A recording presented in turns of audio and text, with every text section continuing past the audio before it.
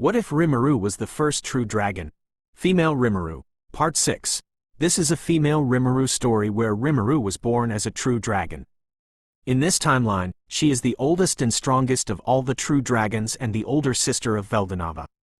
One day, she had to leave her siblings to enter a long hibernation, but she accidentally slept for far too long. When she finally wakes up, she discovers that her brother has died and her sister, Velzard, was left to carry the burden of raising the others alone. What will the goddess of dragons do now that she has returned? Features: Female Rimuru, OC, Overpowered, OP, Rimuru True Dragon Rimuru Chapter 28, The Start of War. No one's pav, hey, this place is much more advanced than Falmouth. Why do these monsters get to live better than us? The black-haired otherworlder complained. I agree, how come they have better stuff than me? This is such a killjoy, the other girl complained. Now, Karara. But you aren't wrong. This isn't interesting, the swordsman spoke. Hey, I heard this place was being run by a weak human woman. If we kill her or capture her, then we can take over this damn place, right? That's a great idea. I'm in. You're all so pathetic. They all flinched when they heard Lambda Delta speak. I'm sorry, ma'am, but we should try. Shut up. From what I've heard, Tempest is home to extremely powerful people that could do things you couldn't even imagine. And their leader isn't someone you should underestimate either. After all, she did manage to interest the Great Witch of Aurora, Feather and Augustus Aurora herself, she revealed, and the other worlders were shocked beyond belief. Ooh, what? That's right. Now don't do anything stupid.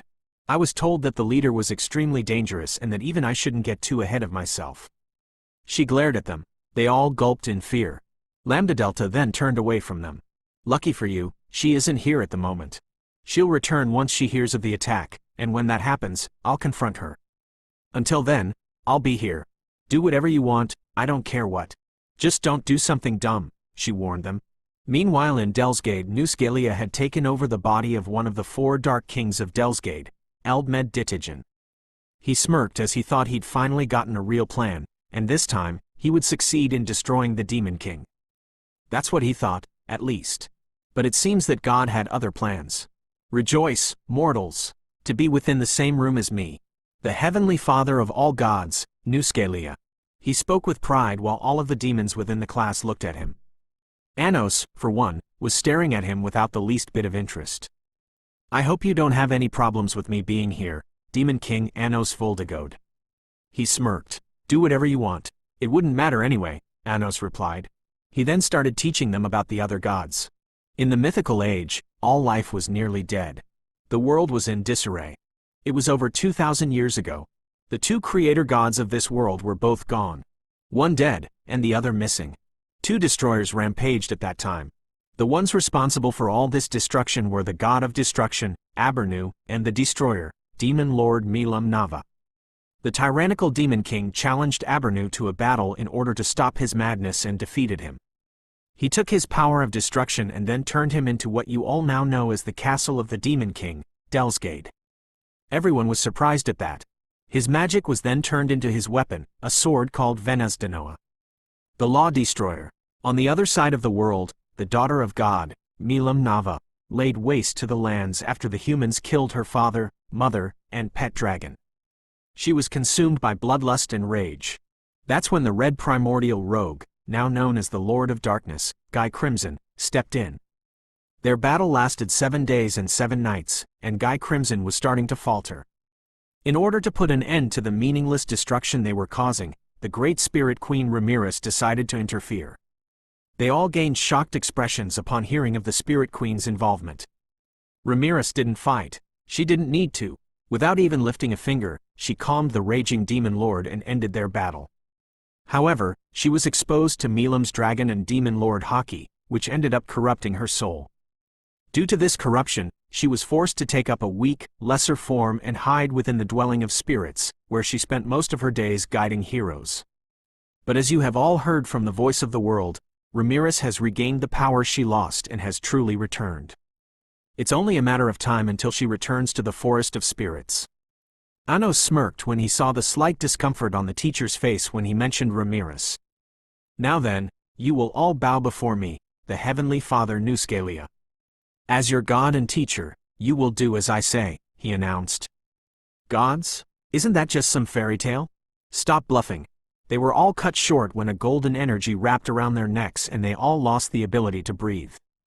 Unable to inhale or exhale, all they could do was squirm around and desperately gasp for air. Take away your hostility. Nothing will happen if you don't intend to harm him, Anos spoke. But none of the demons could do as he said. Demon King Anos, the one who will destroy you, the child of God, is within this very academy, he announced. Actually, no one's getting destroyed here. A voice spoke up, and instantly, all of the students who were being strangled were freed from the spell. Nuscalia's eyes widened when he heard that voice. No way. It can't be. All right? Yes, it can. And it is. A blinding purple light shone, and a man with long blue and purple hair glared at the Heavenly Father. Lord. Nuscalia was stuttering heavily, immobilized in shock and fear. Anos smirked like he usually did. Lord Veldanava? He stumbled back and fell on his knees as the Star King Dragon, Veldonava, glared at him. Meanwhile in Tempest, do you think we can do this? Julius asked the king. Of course. We have you, and the Witch of Certainty. It'll be too easy. The king laughed. Indeed. Let's destroy these filthy monsters in the name of God Luminous. This statement made a certain blue-haired dragon god laugh. The funniest part about this was that Rimuru was currently with Luminous, and it was just them there. Julius chuckled. I guess you're right. I must destroy them to make sure my brother and his friends are safe from them. A gust of wind suddenly blew past them, and they looked at the dark forest with slight confusion. What is that? They then saw a lady in white, a little off in the distance. She smiled, and suddenly, a volcanic geyser erupted behind the king and flames erupted. Ooh, what? In the background, Shizu stood there with fiery red eyes. It's time. Suddenly, the entire army was forcefully teleported out of the city and into the labyrinth. Ramirez laughed from her control room and left these humans at the mercy of Rimuru's subordinates. Julius and his friend stood up on guard along with 5,000 soldiers. Where are we? Julius then looked to his side and saw the very same lady in white that he had seen before. You. This lady was Shiroori. She lifted her hand up in the air and Julius began to sweat. She then opened her eyes, which flashed pink, while she moved her hand downwards. All that was seen was a bright flash of light. Lambda Delta sensed something weird had happened and looked back. Her eyes narrowed dangerously and she looked back at the stupid squad of humans she was stuck with. The girl then started with her act by screaming. Well, you just touched my butt, didn't you? Her plan was to frame Gobzo and paint him as a sex offender, making everyone think the monsters were bad. But of course, she didn't think things entirely through. None of them did. Something's not right. Lambda Delta, the only one who took this somewhat seriously, was starting to feel like this was all too suspicious. These people, the ones around us, they're not people at all. Her eyes widened. Idiots! Stop your pathetic act. There are no people here. Huh? What do you mean? Hey, you're a pretty smart lady. Gobta walked in with a somewhat surprised expression. How could you tell? What? What's going on? The otherworlders were confused. Are you really that dumb? They set you up. There's no one here. This entire thing. Lambda Delta swiped her hand and all the people were erased like colors. Is fake. The otherworlders were shocked at this revelation. Wow, you're strong too. Lady Ramirez was the one who cast that spell and you broke it like it was nothing. Her eyes widened at that. Ramirez? I'm sorry, Gobta. Gobzo apologized. It's alright. It wasn't your fault. We didn't expect someone this powerful to be with them. Didn't expect? Does that mean they were already aware of the attack? Oh, you're so stupid. You should just die. The girl pointed at the goblins, but nothing happened. The other two otherworlders were confused just as much as she herself was. Huh? What? Why aren't you dead? That spell won't work here. Another voice spoke up. They turned and saw Shuna walking up towards them, but she no longer had her usual smile. Your skill turns your voice into wavelengths that disrupt brain activity. A troublesome ability. I suggest you leave this nation and never return. She then lowered her eyes. Although, I can already tell what kind of people you all are, people of Falmouth. This woman, she nullified my skill. How? The girl fell down to her knees. So that's how it is then. I was hoping to have some fun. The black-haired one cracked his fingers as the other one unsheathed his blade. Let's kill them all. All enemies will be eliminated. These are our orders from our leader, Lady Rimuru. No one escapes alive. Xian slammed her claymore on the ground. Lady Shuna could defeat you all by herself, but there's no way I could ever allow the princess to fight on my behalf. Xian rushed at one of the otherworlders and kicked him across the city's pavement. The swordsman was about to do something, but Hakuro came out of nowhere and sliced his torso. You're my opponent. Even if you're old, your sword skill was decent. You even managed to strike me. I'm impressed. However, this shall be your end. He rushed at Hakuro. Shuna stared down at the otherworlder who was on her knees. Surrender yourself to us. I would rather not have to kill you. That's where you would go wrong, Lambda Delta spoke. Shuna flinched and glared at the witch. Shuna was no fool. She could tell that she was the strongest person present there. She knew she couldn't defeat her. Lambda Delta knew she knew that, which made her smirk a bit. You knew already. You knew about the attack. All of the citizens have been evacuated already. Only the military are here. And as for our army, I bet you sent your stronger fighters to intercept them before they arrived at Tempest. Right? She asked with her signature smile. The girl was shocked at the info, and Shuna merely nodded. Then, that means that we never stood a chance? It's unfortunate for you, but you couldn't ever defeat our nation, Shuna proclaimed. Is that right? Lambda Delta narrowed her eyes and Shuna flinched. Then I wonder what you will do against me. Her eyes glowed red and she took a step forward. Chapter 29. Secrets spilled no one's paw. One lone soldier with blonde hair and golden armor looked in horror and terror at the creature before him. He was tied up with a thread-like material which he just couldn't cut, and his sword and shield were shattered to pieces. He was tightly holding onto a white cape with tears at the corners of his eyes. He looked up in fear when he saw a heeled shoe step on the ground in front of him. He slowly looked up in fear, only to witness the scornful gaze of Shiroori Kumoko, the White Death. Her purple eyes radiated pure power. One of the threads then twisted his ankle backwards, making him scream in pain. He looked up in fear as he saw a horrifying spider-like avatar behind her. In the background, the entire place was filled with webbing everywhere. You attacked our nation. You should die. The power radiating from her body was literally suffocating him and crushing him as he desperately tried to look for a way out, but to no avail. Nightmare of the labyrinth? That is what I was called, right? I guess it's fitting now. Since we're in a labyrinth. Shiroori grabbed him by the shirt and dragged him over to a large hole. Rather than a hole, it looked more like a nest. He tried to fight back, but one little glare from Shiroori shut him down and he shriveled up. Shiroori then pointed to the bottom of the massive hole. Do you see what's down there? He hesitantly looked and was horrified when he saw hundreds of eggs there. Wah. That's right. The first thing they'll want when they hatch is food. She then forced him to look up at her. Would you like to be my children's food? Please don't. And no. Why did you invade? It's because we, Gurg. He squealed when he heard her grumble. It was to protect our nation. The king of Falmouth requested our help. He told us your leader was planning on attacking Ingrasha, which would put our families in danger. So we, lies. This made him look up at her. What? Your leader. He lied. Rimuru didn't plan on attacking anyone. Tempest is a neutral nation. You were brainwashed. He couldn't believe his ears when she said that. They were tricked. That led to the deaths of his best friend Julius and every one of his comrades. What's your name? Hirance. Cordo. Isn't that interesting, Tilda? Shiroori looked to the side when she heard footsteps coming her way. Shiroori looked to her left and saw a figure walking through the darkness of the labyrinth. The sound of her boots hitting the ground echoed across the very quiet labyrinth. Shiroori's eyes widened when she saw who the figure was.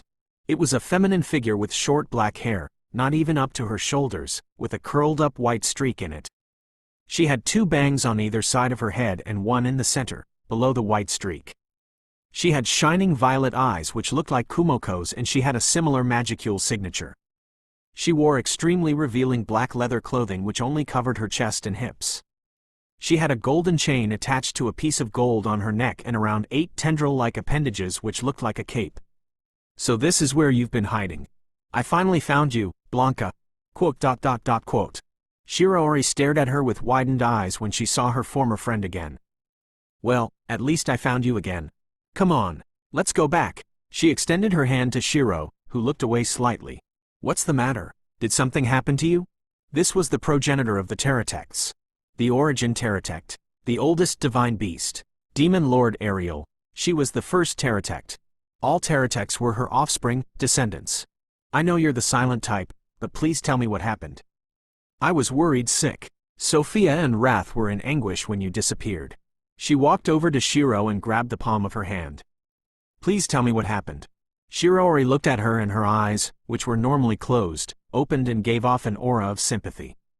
She used a rune to knock Hyrance out and looked at Ariel. It's a long story.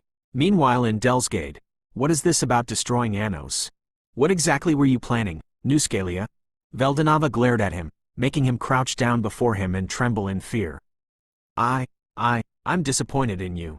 To think you would do such things after my demise. Those words made Nuscalia tremble and buckle in shock, shame, and sorrow. He was Veldanava's first servant, even before the primordial demons like Guy and Noir. Those words from his god hit him like a truck. Who is he? How did he get inside without getting noticed? Whoever you are, if you don't leave, then we will have no choice but to attack you. You're trespassing in the demonic lands of Delsgade. Veldanava, however, paid them no mind. He just continued to stare down at the pathetic god kneeling before him. Truly pitiful. How low have you fallen since my demise, Nuscalia? Hey, don't ignore us. Yeah, do you want to die? Anos sighed at the sight of the meaningless aggression the demons showed Veldanava, even though he just saved their lives. I expected better from you. You were quite lucky my sister didn't kill you already. After that stunt you pulled on Reno, Ramirez would have killed you, and my Rimuru would have too. The only reason you are currently still alive is because I told Rimuru to spare you. Such insubordination will not go unpunished. Nuscalia could do nothing except look down while on his knees. For the very first time in his life, he felt true despair. Veldanava then turned to the demons that were glaring at him. He looked at Anos and smiled. I see you're doing well, old friend. Anos chuckled at that. What a pleasant surprise. I knew you returned, but I wasn't expecting to see you here. This made Veldanava smile at him. It seems that you have quite a family. Indeed. Though I wonder more about your family. How's Lucia and Milam? And what about the other dragons? No, more specifically, what about your sister? Anos asked him. They're doing great. All of them are in Tempest, which is currently at war with another nation, he explained. Oh, how I pity that nation. Indeed. It truly is a shame. And Rimuru was just about to reveal herself to the world, too. If they had waited even a little bit longer, they might have avoided attempting such a foolish stunt. Veldanava closed his eyes solemnly, then he looked down at Nuscalia and glared at him. Veldanava quickly restored Nuscalia back to full strength and glared at him. Return to the heavenly palace. I will meet with you and the other angels there tomorrow alongside my sister. Yes, Lord Veldanava. He then teleported out of there in a flash of blinding golden light. He then turned to Anos yet again and smiled. Now then, why don't you show me around your capital? Anos stood up with a grin. Why, of course. Why don't we leave right away? Hold on. Anos turned towards Sasha, who was the one that yelled.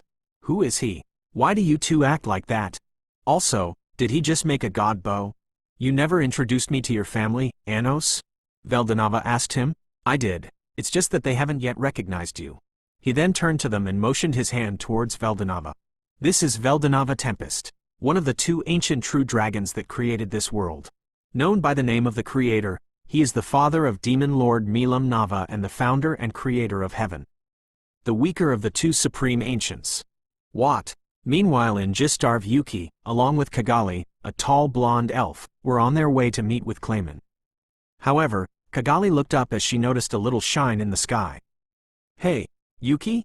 Kigali called out to him, making him stop in his tracks. Yes? What's the matter? What is that? She pointed up at the sky. Yuki looked up and saw a ball of blue falling down towards them like a meteorite. Before they could react, the blue light hit the ground a few meters ahead of them with enough force that it shattered the land nearby and blew extremely powerful winds at them, pushing them back. They both opened their eyes and saw a massive dust cloud which was slowly but surely dissipating. Their eyes widened when they saw the silhouette of a tall female, and in the area of her eyes shone two bright reddish-purple lights. The dust slowly settled, and they widened their eyes when they saw who was standing there in front of them. RRR. Rimuru Tempest? Meanwhile in Tempest, huh? Wait, so you lost your powers? Ariel asked Shiroori. I didn't go missing that day. I died, but luckily, I had an egg still in Jura Forest, so I managed to return. Unfortunately, I lost all of my powers and forms, so I decided to level up first and then come back. But then, one day, the whole forest was destroyed. This made Ariel tilt her head. Kumoko, are you sure you're alright? Have you not yet fully recovered from your death? Jura Forest is the same as it was before. It is now, because of Rimuru. Rimuru? Yes, the one who gave me my name, she explained. This only served to surprise her even more. And name? But didn't you already have a name? About that. You see, after coming back, I realized that I not only lost my powers, but my name too. It took me so long to gain back power. But then, all of a sudden, Rimuru showed up and named me. And just by naming me, I was fully restored to full power. In fact, I'm stronger now than ever before. Also, I wonder how she knew my name was Shiroori Kumoko. She thought for a while but forgot about it since Rimuru was literally a god. I see. So you were serving her then? You could say that, but you have to listen to me. If there's anyone who can make your dreams of saving Sariel come true, it's Rimuru. Ariel's eyes widened when she heard that. What? Is that true? Can she really do that? Ariel was unsure but then glared at Shiroori. Don't joke about this with me, White. I'm not. Rimuru is a true dragon, the older sister of Veldanava. She's the one who created this world, after all. If there's anyone who will know how to save Sariel, it's her. Ariel then looked up with a bit of hope, and Shiroori smiled at her. Ariel? They both looked to their side and saw a very shocked woman standing there. Lady Ramirez? Shiroori stared. Huh? Ramirez? Ariel quickly rushed over to her and looked her all over. What the hell? You're back at your prime. The voice of the world wasn't lying. Can it even lie? Shiroori thought. Ramirez laughed. Of course I am. All thanks to Rimuru. Ah ha ha. Ariel stopped when she heard Rimuru's name and looked up at Ramirez. Ramirez, is it possible that this Rimuru could save Sariel? Ramirez blinked a few times. I guess she could. It shouldn't really be of any trouble for her. Ariel started getting a little bit of hope. Then. Can you take me to her? I want to meet her myself. Oh, sure, I guess, but only after this whole war situation has been sorted out. Ariel nodded her head understandingly. She then looked back at Shiroori and smiled at her. Well, regardless, you have no idea how happy I am to see you again. Ariel jumped onto Shiroori, making her fall on her back with Ariel sitting on her. Ramirez only stared at their interaction in confusion. How does Shiroori know Ariel? Did they meet in the past or something? While this was happening, Shion and Hikuro engaged in combat with the two otherworlders. Shion was fighting Shogo and Hikuro dueled with Kiyoya. Shogo enforced his arms with magic and punched Shion, but Shion crossed her hands in front of her chest and blocked the punch. The punch had enough force to shatter the place behind her, but Shion didn't even budge. This came as a surprise for the otherworlder. Didn't even flinch? You will rue the day you chose to attack our nation. Shion quickly used her massive claymore, Hercules' Edge, Gorakamaru. She used her unique skill, Divine Berserker, and within an instant, Shion was in front of Shogo and she smacked the living daylights out of him. The force of the swing shattered all the bones in his body and he went flying through a building. Shion then jumped up in the air and slammed Hercules' Edge down on him, shattering the entire building and cutting him in half. His mangled body was seen under her as Hercules' Edge absorbed and ate his soul. On the other hand, Hikuro dodged a sword strike from Kiyoya. For an old man, you sure know how to run. Ha ha ha. He thought he was winning, but he never stood a chance. Hikuro was playing with him, but what he just said pissed him off. Old man, you say? His eyes had that signature red glint of anger and veins popped out of his head. Not even bothering to give his opponent a chance, Hikuro blitzed him, appearing right in front of him. Kiyoya tried to slash him, but Hikuro was not there anymore. His eyes widened and he turned around and saw Hikuro walking past him. In anger, he swung his sword at him, but the old Kijin vanished and appeared behind Kiyoya. With one single motion of his sword, he beheaded the otherworlder and grabbed his severed head. Out of all nations you could have chosen to become enemies with, it just had to be this one. Do not worry, your death will not be painless. He glared at the severed head of Kiyoya. While they were out getting killed, Lambda Delta didn't even care at all. She saw both of them die but still didn't even bat an eye. Surrender now. I won't ask again, Shuna told her in Karara, the female otherworlder. No way. Shogo and Kiyoya have probably already killed your stupid friends by now anyways. Karara shouted at her, how did that thought even cross your mind? They turned around and saw both Shien and Hikuro walking towards them. Shien slammed Hercules' edge on the ground and Hikuro threw Kiyoya's severed head. Karara's eyes widened in shock and horror when she realized that her friends were dead. Panicking, she ran over to Lambda Delta and started begging her. Please kill them. Save me. Please. I don't want to die. I want you to kill them for what they've done. Please, just finish them and destroy this nation. She cried while holding onto Lambda Delta's leg. She looked up to see her face but was only met with a look of pure disgust and rage. How dare you touch me and rub your tears on me? Before she could react, her head was gone and her headless body fell down on the ground. This action stunned the other Kijin, who could not even comprehend what had just happened. Lambda Delta turned to face them with an evil grin plastered on her face. What will it be? You're going to try to fight me?